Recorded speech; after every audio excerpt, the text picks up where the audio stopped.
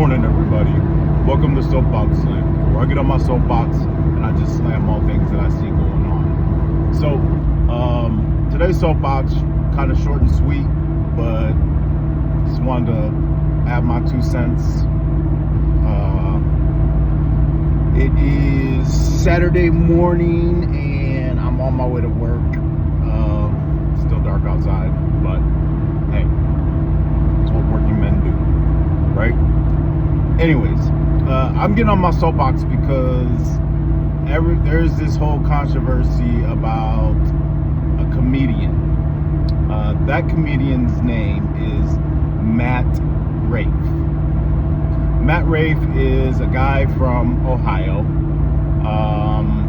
He's had a upstart kind of career. I say upstart, apparently he's always wanted to be a comedian.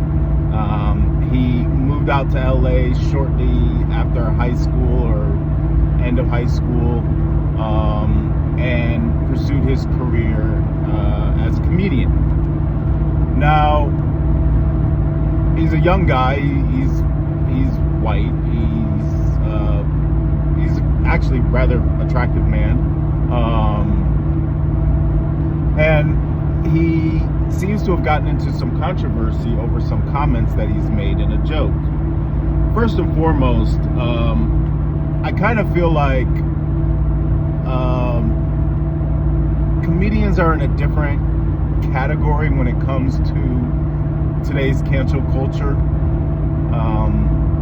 I think that canceling comedians is a bridge too far. You always have a choice whether or not to listen to that comedian or not. I mean, I don't see why just because your sensitivities don't align with the comedian's jokes that comedian should no longer exist. Why are you that important? There are 300 billion, 700 billion people in the world, and just because you got your panties in a bunch and your feelings are hurt, somebody should not be allowed to tell their jokes. I don't know. It just seems a bit excessive. But having said that, Matt Rife seems to be in a bit of a pickle because he made some comments. I really don't even know what the comments are, and I don't know what the backtrack was that stirred up more trouble. But as a rule of thumb, I just think that comedians are comedians, and they're kind of in a different category when it comes to quote-unquote censorship, right? However, there is no however. Period, point blank, done. Matt Rife actually got a big start in his career, and there are several people who are big, famous Hollywood actors today who actually got their start in black films and black television, and Matt Rife happens to be one of them. So Sofia Vergara's, who was on Modern Family, that blonde mother who was married to Phil Dunphy, she also got her start in black films. I mean, they're quite a bit. I mean, considering however many black films are out there, there have been a lot of actors that were white who have launched their careers off the backs of black films. And I question or just wonder, do those people have appreciation for where they got their start? Having said that, Matt Rife got his start on a television show by Nick Cannon called Wilding Out.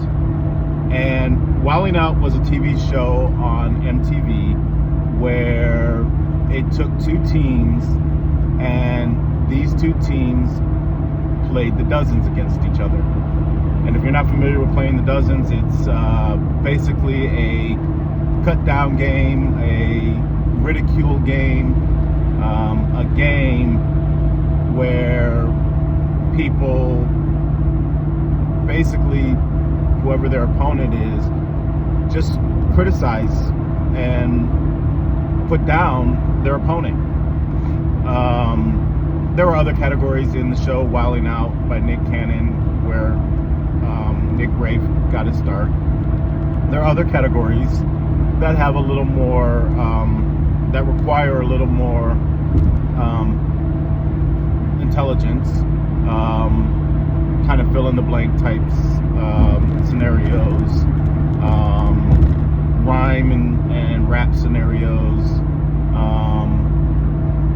So this was a show. It's actually entertaining and funny. Certainly something that the younger generations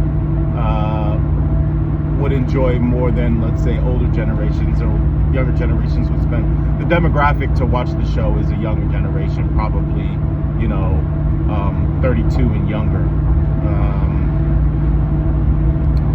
But it's not PG-13. It is, more on the R side. But that's where he got his start. That way. Excuse me. I'm not going to say he held his own. I'm not going to say he was good on the show. He's easy to look at. He's certainly an attractive person where when you watch him or whatever else, you find yourself looking at the man and not really paying attention to what he's saying or his points. But I will say he got to start there, and he spent a significant amount of time on the show. And when you spend a certain amount of time around a certain group of people, you tend to adapt to their affects, inclinations, perspectives, things like that. So no human being is immune to that. No matter where they start spending their time or whatever groups they start spending their time, or today's day and age, whatever tribe you start to associate with, you will pick up their traits.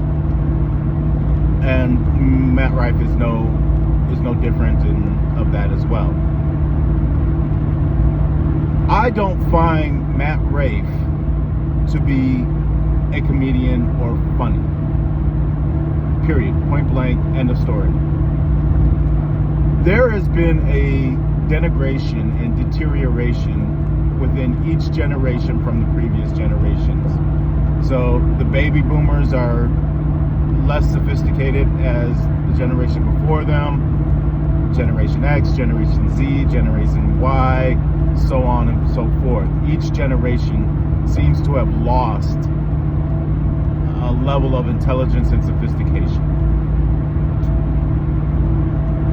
I grew up closer to the baby boomer generation, but I'm in the generation afterwards.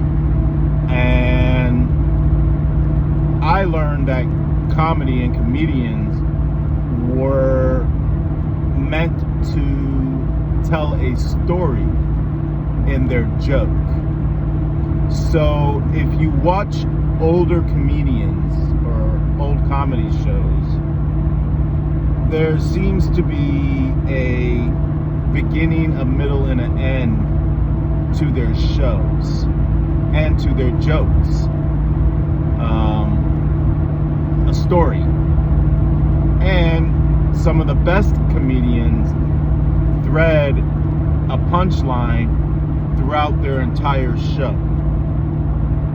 So their punchline may come up more than once, and it's threaded throughout, and it instills the humor.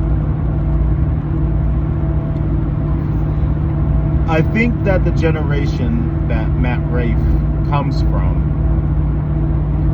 has lost so much intelligence due to laziness and all sorts of things, due to the instant gratification that we as human beings seem to have adapted now. And I mean, it's pervasive in every form of life that exists, this instant gratification.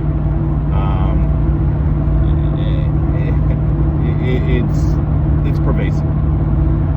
And he comes from this generation where they want it now.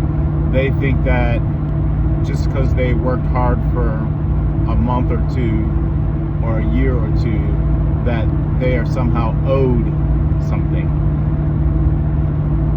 And I say all that to say, I don't find him funny.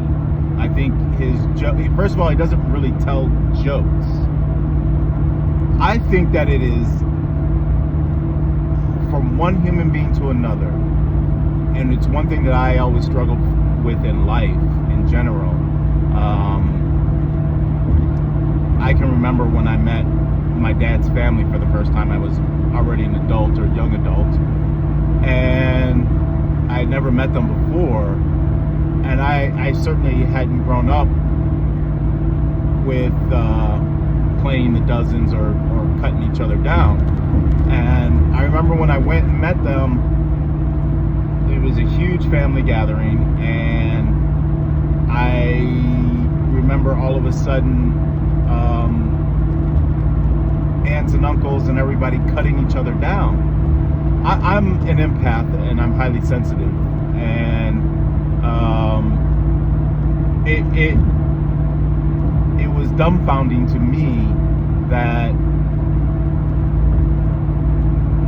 my family members were taking each other's flaws and what seemed to me be hurting each other's feelings with it. And they obviously told me and are clear that it doesn't hurt their feelings, that it only makes you stronger to be able to take down, to be able to be quick-witted with a comeback and cut somebody else down and receive a cut down and everything else. It builds thick skin and all this other stuff, right? Well, okay, if that's the game you choose to play, okay. I like I said, I'm empathic and I'm way more sensitive, and that really bothered me. It bothered me in high school. It bothered me in a lot of places in life, and it happens a lot. I've gotten older and certainly gotten a few notch and thicker skin, and so I'm less affected by it. But it's still, I'm true to my nature in the sense that it's not something I particularly care for. And try to steer away from it. I bring that up because what Matt Rife does in his so-called jokes,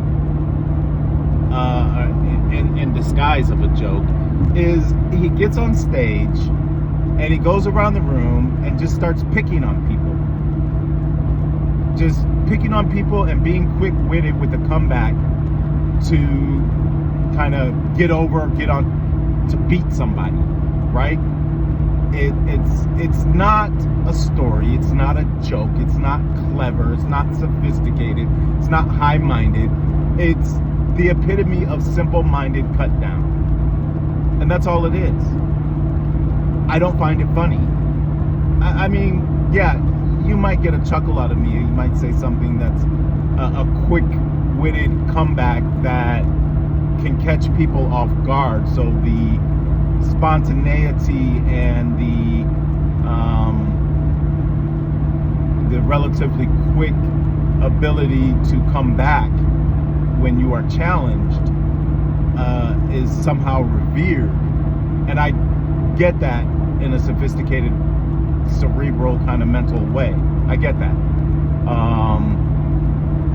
And it happens in all kinds of groups, and it happens everywhere, right? This is how we as human beings socialize, or conditioned to socialize. I expect something better from people, humans, and I hate to sound so dismissive or like I had snobbish or attitude issues. It's really not coming from that kind of place. Where it truly is coming from is the sensitivity within me. I don't know why people want to laugh at somebody who gets on stage and goes around the room and insults everybody.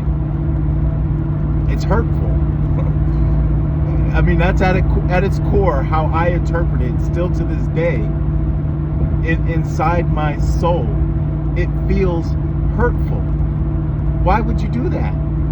Why? I don't understand. And that we revere this and reward him for his ability to insult people, to me it's such an underperformance. It's such an underperformance by the audience, and it's an underperformance by the actor or the comedian. And I say underperformance by the audience because the audience has a job as well. In any setting, right? The audience has a job as well. Whether it's listening to the Philharmonic or instruments play in a concert hall, or watching a play, or going to a concert, or whatever the case may be, watching a sports entertainment game, the audience has a job as well. There is a role for the audience, just as there is a role for the actor, the performer, the entertainer, sports star, whatever, right? Everybody has a role. And I think it's underperformance on the part of the audience, and I think it's underperformance on the actor, entertainer, sports star, whatever. Sports stars are entertainers. It's underperformance. And we are revering and rewarding underperformance. We're celebrating mediocrity. In my opinion, we're celebrating sub-mediocrity and below average performance. That's what we're celebrating. And Matt Rife is a immediate perfect example of that. I mean, I think because he's a good-looking guy, that's the biggest push of his performance. I mean, he's attractive, and so he's being rewarded for his good looks. Okay. I mean, it is what it is. Hey, I mean, ain't no shame to the game, bro. Like, don't hate the player, hate the game. Ain't no shame. Hey, dude, you look good. Get by on how you look. That's all right. Collect the dollars, be smart with the money, and keep it moving. You know what I'm saying? Like, hey, it is what it is. Women get by on how they look. Men get by on how they look. You know, women get by on big breasts. Men get by on big penises. Like, it is what it is. Like, that's the game, right? So I mean, but don't pretend that that's not what it is. And unfortunately, whenever I see Matt Rife on stage or in video clips on YouTube or Facebook or Instagram or any social media, all I see is a guy getting by on his looks. Because to me, he hasn't broke through real comedy, and his form of comedy, which is to me a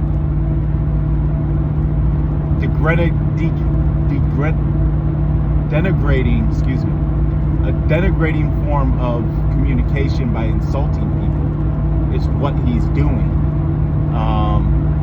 And to me, that does not outweigh how he looks.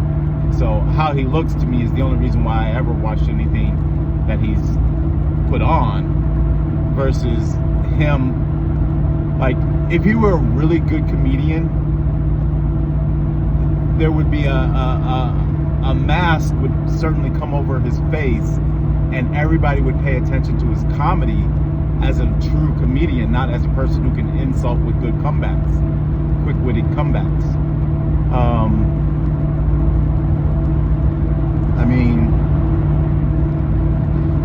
it's it's very catty, the state of comedians today, and Matt Rife isn't the only one. It's just that he is the most popular one at the time right now. But this form of comedy, where you just go around the room and insult people, has been happening for a while, and several comedians have been doing it. I can remember on Def Comedy Jam, which was hosted by Martin Lawrence and a few other people, produced by Russell Simmons. They'd bring out different comics for maybe a 5-minute set. It was only a 22-minute show. And some of the comedians would just go around the room and insult people. Not very funny. Not very sophisticated. Not very clever. Not very high-minded. You didn't spend a lot of time, thinking about your jokes. It was obvious, right? So he is not the only one to have done this. Several comedians, and I put that in quotes, several comedians today and in the past have done this. I just don't find it very funny, and I don't think it has a place in comedy. Personally, I revere the comedians that actually told a story. I revere the comedians that kind of took a George Carlin. I mean, very political satirist. He was a political satirist, as opposed to 100% comedian. I mean, he is a comedian, but the subject of his comedy tend to be political, current event, political type stuff. And he was very clever with it. He didn't go around the room and pick out flaws on different audience members. And because that audience member's been put on the spot, and we train people that when you put on the spot, just laugh it off, they just laugh it off. And thus reaffirming, giving positive affirmation for poor performance, or underperformance or mediocrity. So, that's me on my soapbox today, talking about Matt Rife, and the state of comedy. I'd love to see a new generation of comedians that can tell a story and be funny, or take a political stance and be funny without insulting, going around the room insulting people. But in today's day and age, and the cancel culture and everybody in their feelings, it would be hard for anybody to take a political stance on anything, because they would end up getting canceled. Look at David Chappelle and some of the other better trained comedians who are in a hot seat because they make a stance that is not popular, or maybe popular among some people but not others. So that's my soapbox. Have a wonderful day. I'm about to be at work, start my very cold work day. You guys have a wonderful weekend, and I'll see you soon.